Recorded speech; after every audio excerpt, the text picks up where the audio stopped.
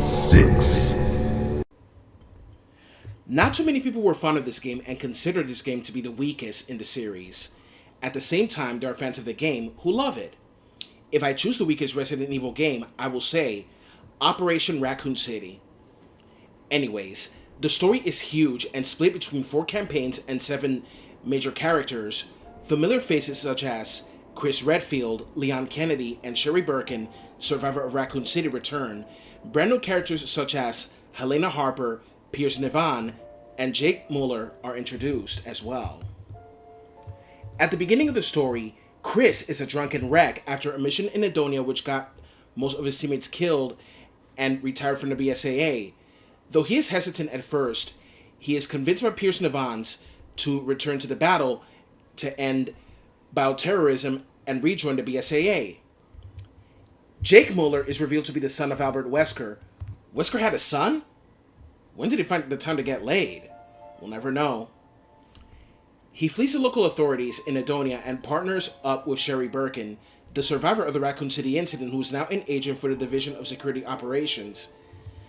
Sherry is there to extract him from the country to create a vaccine for the C virus, and Jake demands a large sum of money in return, which is $50 million. $50 million? And who you think you kidnapped, Chelsea Clinton? Probably.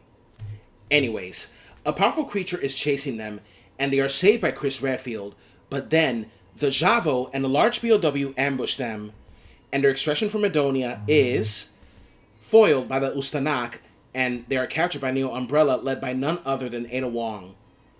Is it the real Ada or not?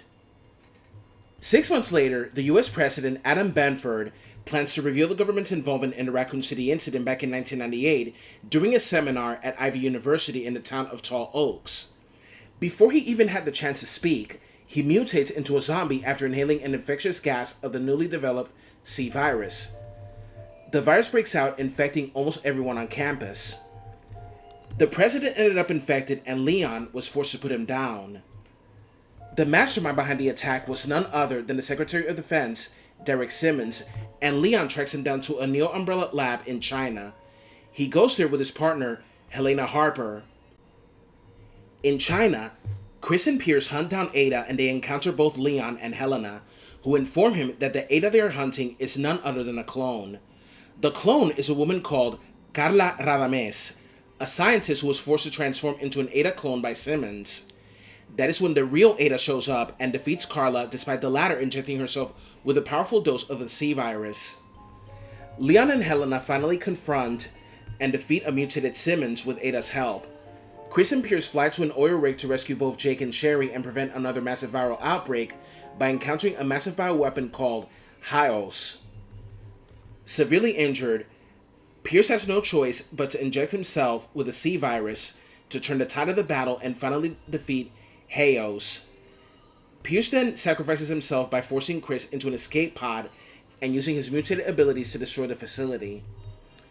Jake and Sherry also escape the facility and kill Ustanak as they ride a rocket-powered lift to the surface. In the end, the lab ended up being destroyed by Ada, where Carla was developed before going on her next assignment. Leon and Helena are cleared for duty.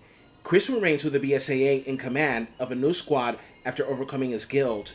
Sherry continues her work as a DSO agent, and Jake starts a new life fighting bioterrorism with his identity concealed by the BSAA. Phew! What a long-ass story that was. Man.